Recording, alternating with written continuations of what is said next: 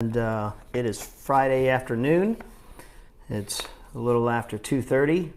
Once again, we have a beautiful day out. I get to look out my window at my desk just behind this camera and stare at the hillside of the hill country with a beautiful blue sky and rolling clouds. Anyways, roughly about 3 weeks ago, I was in my prayer time, and I was beginning to feel this heaviness, like something was coming and it wasn't necessarily good. And as some of y'all have probably heard, Kerrville Hospital, I guess, has like 25 or 26 people they're treating, at least as of yesterday, for COVID. That may have gone down today, I'm not sure. But seems like there's a second wave that's being talked about, and so on and so forth. We have a governor who is protecting our rights and recognizing that we have certain rights given by God, and we're able to steward our own health. But I got to thinking about Psalms 91 again. And in moments of war and pestilence and all of these birth pains, we sit there and think about, is God going to protect us? Is the Lord really going to keep us safe?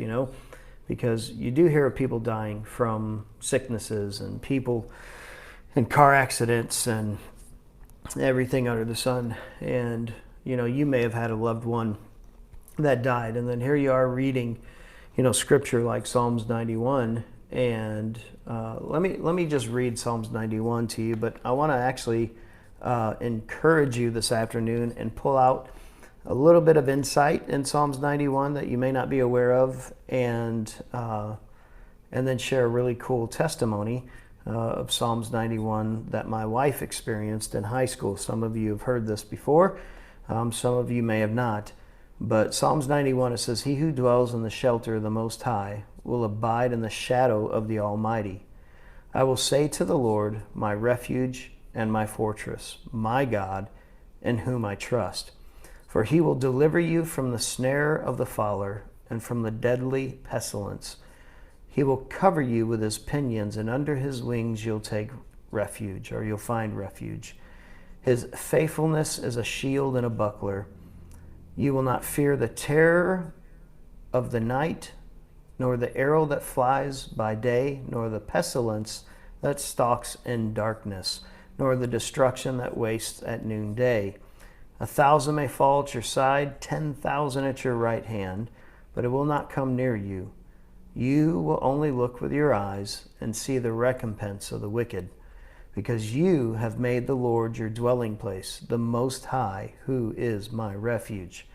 No evil shall befall you, no plague come near your tent.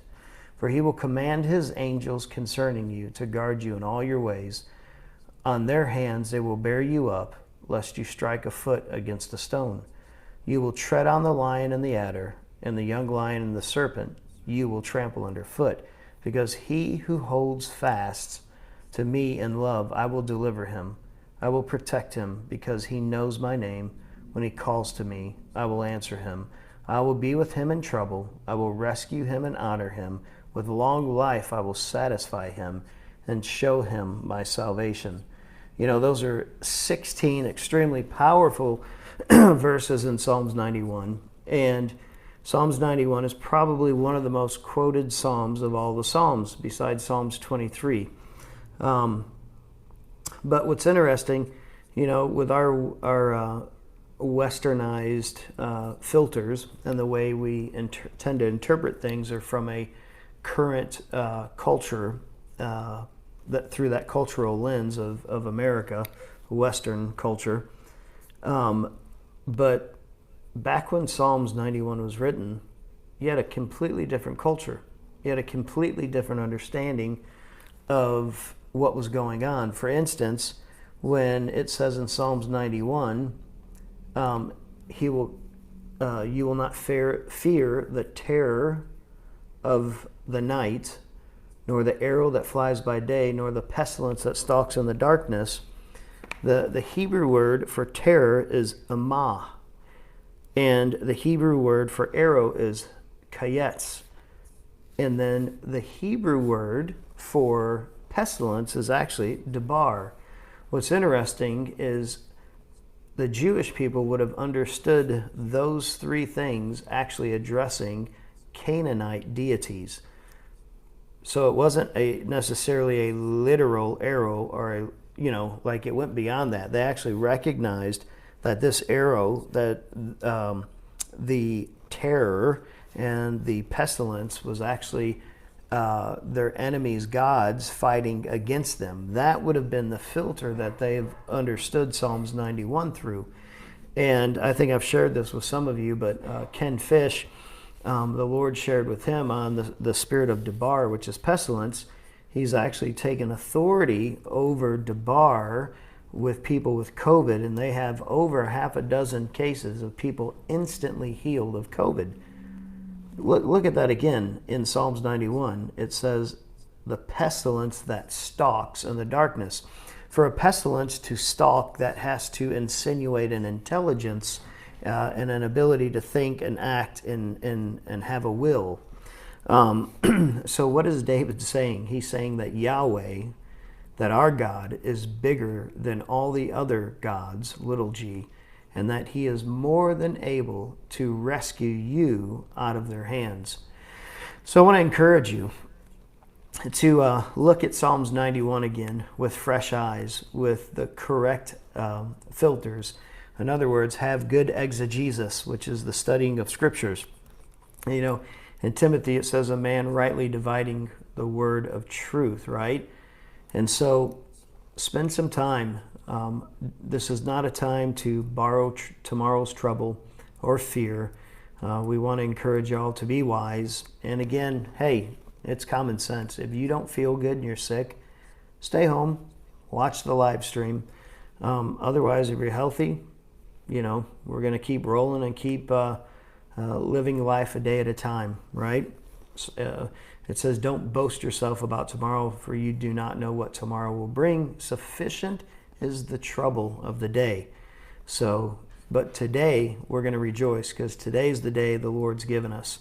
We really look forward to seeing y'all this weekend.